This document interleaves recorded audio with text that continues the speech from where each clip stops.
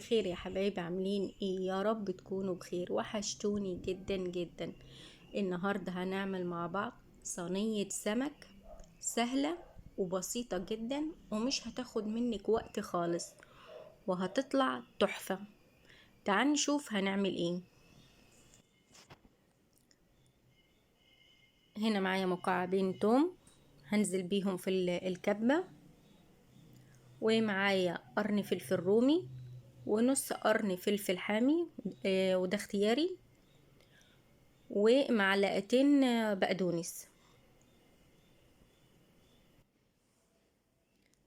وبعد كده هنزل بكل المكونات اللي انا هضربها في الكبة. هنا معايا التوابل، توابل سمك تدي طعم وريحة تحفة قوي، وفلفل اسود،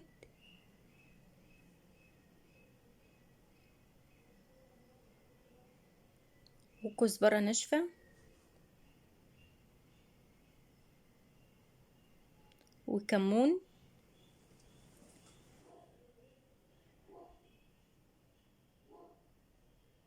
وبابريكا،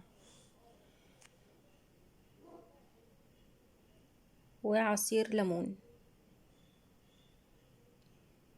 بعد كده هفرمهم كويس قوي، هنعمهم.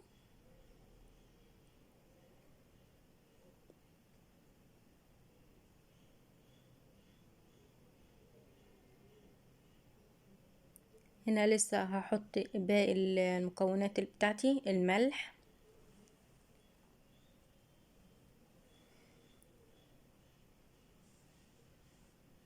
هنا معايا طماطمايه قطعتها صغير، وهفرمها مع باقي المكونات اللي انا فرمتها. هنعمها كويس قوي.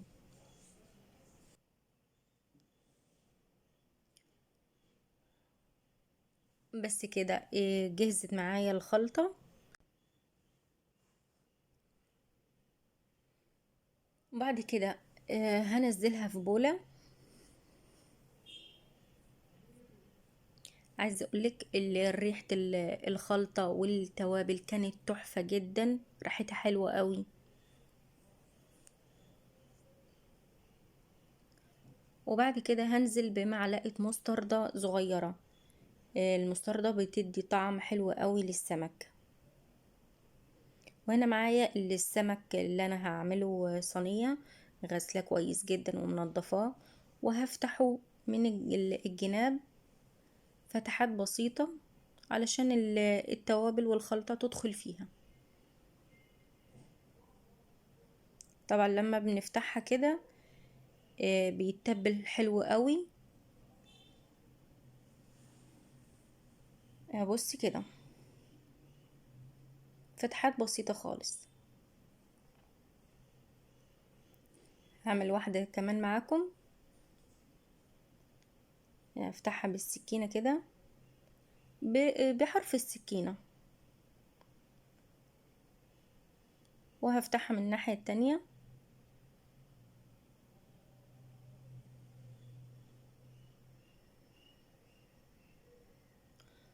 بس كده، وبعد كده هنتبلها.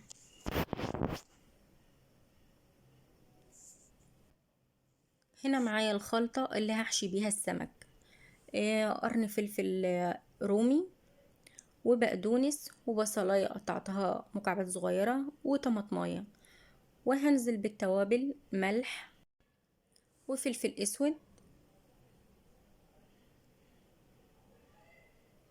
وهنزل بنص الكمية اللي فرمتها على الخلطة اللي هحشي بيها السمك، وهقلبها كويس قوي بالتتبيلة.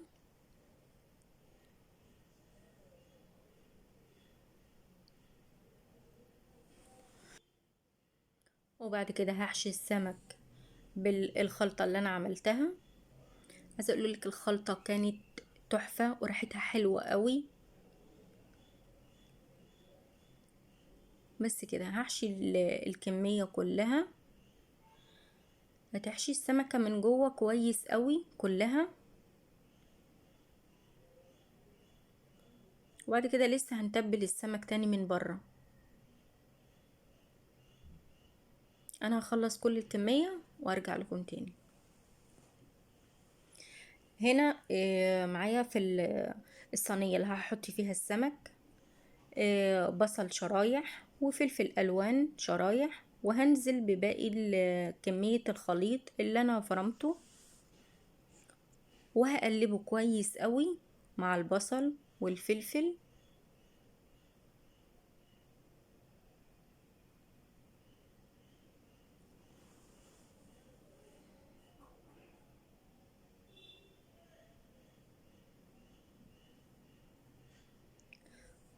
بس كده.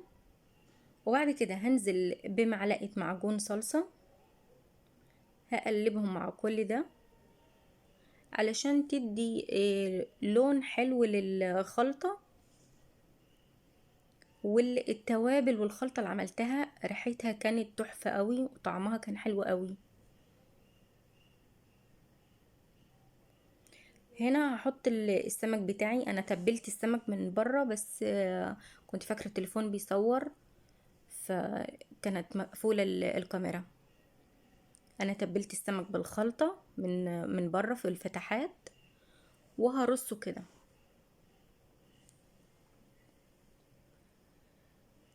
وبعد كده هحط عليه شرايح ليمون.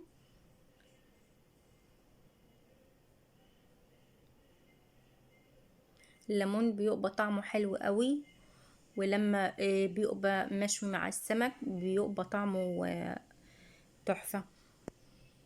وهنا هنزل بباقي كمية حشو السمك، هحطه فوق السمك علشان السمك ما ينشفش معايا. هحطه بالشكل ده.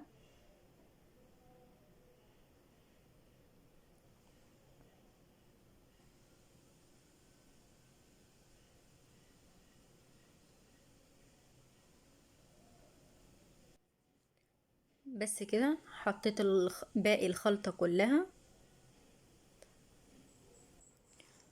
وبعد كده هرص شرايح طماطم جنب الليمون، بيدي طعم حلو قوي برضو معاها.